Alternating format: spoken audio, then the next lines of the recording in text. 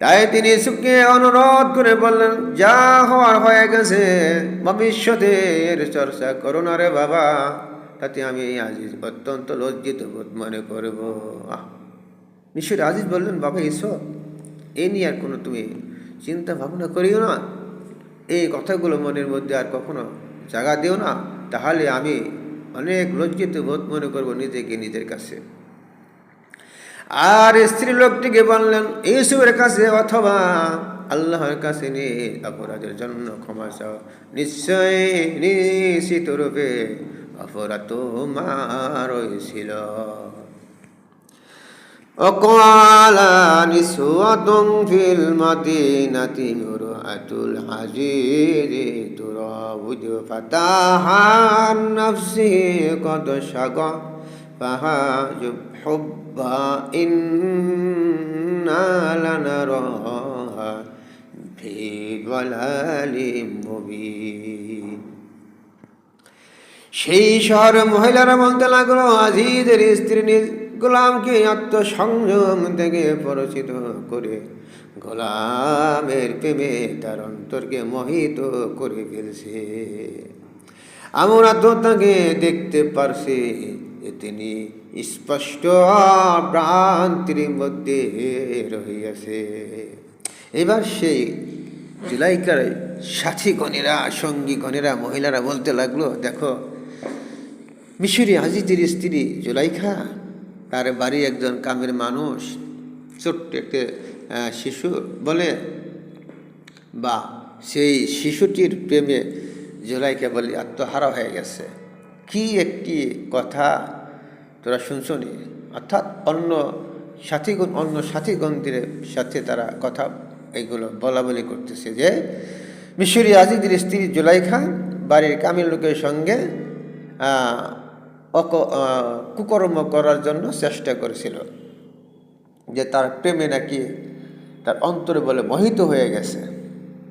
তা অতএব আমরা দেখতেছি এটা আসলেই জুলাইখা ঠিক করে না, এটা অতি অন্যায় একটি কাজ। কেননা কামের ছেলের সঙ্গে এরকম, বাড়ির চাকরের সঙ্গে এরকম কাজকর্ম করা, এটা তো সঠিক না, ঠিক না।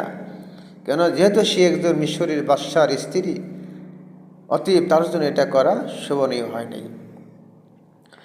তখন কবর বছরে শহরের মহিলারা বলা বলে শুরু করে দিল, আজিজের স্ত্রী নিজের যুবক দাসের প্রেমে আত্মহারা হয়ে গেছে, সে তাকে সংযম হারা করে দিতে যাচ্ছে, গোলামের প্রেম তার গভীরে ঢুকে পড়ছে। অতএব এমন উচ্চ পদস্থ লোকের স্ত্রীর জন্য এটা খুবই লজ্জাজনক বিষয় যে তিনি একজন গোলামের প্রতি আসক্ত হচ্ছেন। আমাদের মধ্যে এ ব্যাপারে তিনি সুস্পষ্ট বিভ্রান্তিতে আছে। এরপরে আল্লাহ রাব্বুল আলামিন বলেন, ফালাম্মা সামিআত বিমাকরিহিন্না আরসালাত ইলাইহিন্না ওয়া আতাদাত লাহুন্না মুত্তাকাও ওয়া আতাত কুল্লা ওয়াহিদাতিন মিনহুন্না সিক্কিনা ওয়া ক্বালাত, সিক্কিন মানে চাকু, সিক্কিনা ওয়া ক্বালাত খুরুজ আলাইহিন্না ফালাম্মা রাআইনাহু আকবারনাহু ওয়া কাত্তা'না আইদিয়াহুন্না ওয়া কুলনা হাশা লিল্লাহি মা হাযা বাশারা ইন হাযা ইল্লা মালাকুম কারীম। অতঃপর সে যখন তাদের চক্রান্তের কথা শুনল, জুলাইখা এবার ওই সাথীগণদের, সঙ্গীগণদের কথা কেমনে কেমনে যেন শুনছি, যে তারা বলা বলে করতেছে যে আমি নাকি আমার বাড়ির দাসের সঙ্গে, চাকরের সঙ্গে মানে অপকর্ম করতে চেয়েছিলাম, কুকর্ম করতে চেয়েছিলাম। এই কথা তারা মানে সঙ্গীগণেরা বলা বলি করতেছে। এই কথা আবার সে জুলাইখা শুনছে। জুলাইখা কান আল্লাহ এমন করে দিয়েছে, জুলাইখার কান, তার চক্ষু এত পাওয়া দিয়েছে আল্লাহ তাআলা সুবহানাল্লাহ। কোনো কোনো সরাই এসেছে জুলাইখা যদি শত শত মাইল, এমনও বলা হয়েছে যে শত শত মাইল বা অনেক দূরত্ব স্থানে যদি কোনো ঘটনা ঘটছে সেটাও সম্পর্কে জুলাইখা অবগত হতো। সুবহানাল্লাহ। তো সে কথাই বলা হয়েছে এখানে যে জুলাইখার সাথীরা কথা বলা বলি করতেছে, দেখো জুলাইখা কি কাজ করলো, একটা কামের মানুষের সঙ্গে রাজার স্ত্রী হইয়া, বাদশার স্ত্রী হইয়া এরকম করলো। কি করবি কর, অমুক রাজপুত্রের সঙ্গে কর।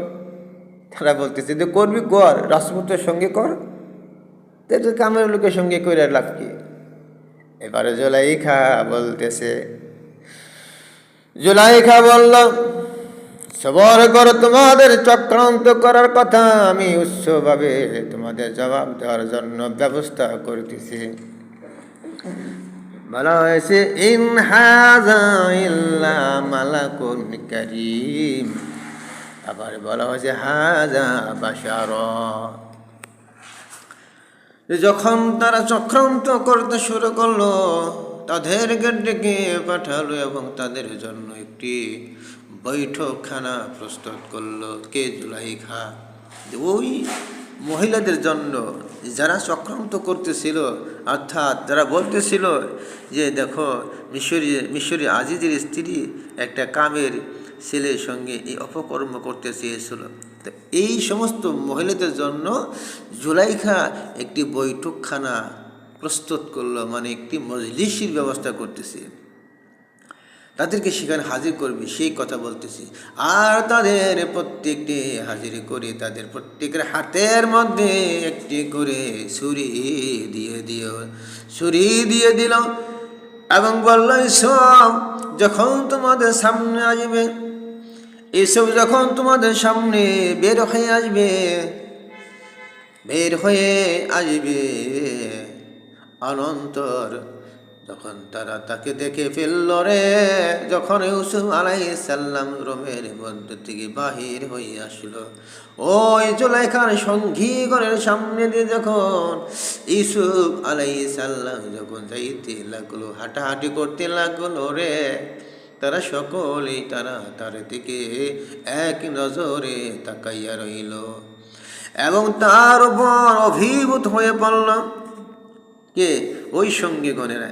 এখন তারাও দেখি মানে ওই জুলাইখার মতো আত্মহারা হয়ে গেছে এই ইউসুফের প্রতি। সুবহানাল্লাহ।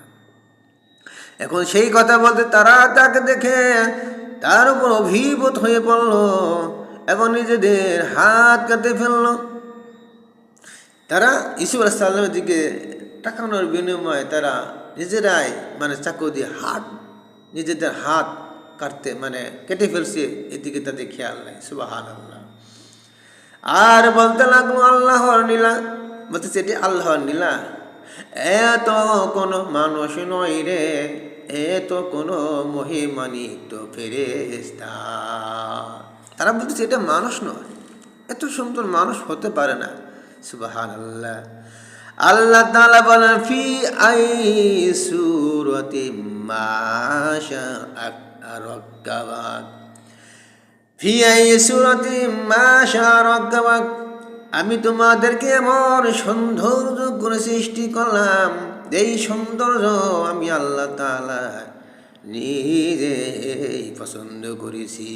মানে এত সুন্দর করে তোমাদেরকে বানাইছি যে সৌন্দর্য তুলনা কোনো কিছুর সঙ্গে হতে পারে না। বলা হয়েছে ফেরেশতারা নূরের তৈরি, ফেরেশতারা নূরের তৈরি, আর নূর তো ঝিকিমিকি করে, তাই না? নূর মানে উজ্জ্বল আলো।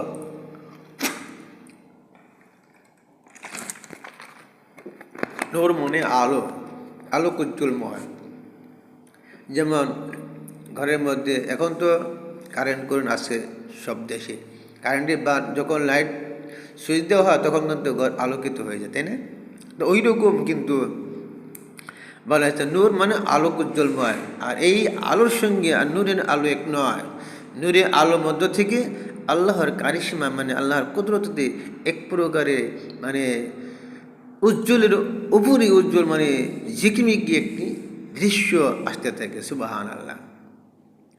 তাই তারা বলতে লাগলো যে এ তো কোনো মানুষ নয়, কেননা মানুষ এত সুন্দর হতে পারে না রে, মানুষের মধ্য থেকে এরকম ঝিকিমিকি আলো বাইর হবে না, এত দেখা যায় কোনো এক মহিমান্বিত ফেরেশতা। যাই হোক, শেষ পর্যন্ত চক্রান্ত আবার ব্যাকে আসিয়াছে যে চক্রান্ত এই জন্য করেছিল।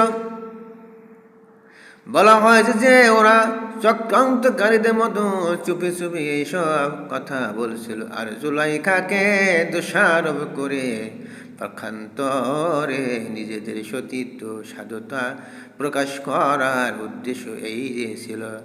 অথচ এসব ঈশ্বরের অতুলনীয় সৌন্দর্যরূপে খ্যাতিরে নারীরা এদের কানেও পড়তো, তাই সেই তাকে দেখার জন্য ব্যাকুল হয়ে পড়েছিল। একদিন জুলাইখা তাদের কাছে বলছিল, হে আমার সঙ্গী ঘনেরা, তোমরা কি জানো আমার পাশে যে ছেলেটি আইছে, সেই ছেলেটি এত সুন্দরময় চেহারা যে তার দিকে তাকাইলে মন শীতল হয়ে যায়, মনের মধ্যে আকর্ষণ হয়। যখন তিনি এই কথাটা তাদের সামনে একদিন বলছিলেন, তখন থেকে সেই সমস্ত নারীরা সেই ইউসুফকে দেখার জন্য তখন থেকেই ব্যাখ্যা এসেছে, তখন থেকে তারাও পাগল হয়েছিল যে হাই রে কই কি এত সুন্দর ছিলে, তো তুই দেখার জন্য আমাদের মনে খুবই আশা। তাই বলা হয়েছে হতে পারে জুলাইখা কিন্তু দোষারোপ করার উদ্দেশ্য এটাও হতে পারে যে জুলাইখাকে দোষারোপ করলে হয়তো জুলাইখা রাগান্বিত হয়ে আমাদের উপরে অ্যাকশন নেবে, আর অ্যাকশনের বিনিময় আমরা অনায়াসে সেই মনের মানুষ অর্থাৎ সে ইউসুফকে আমরা এক নজর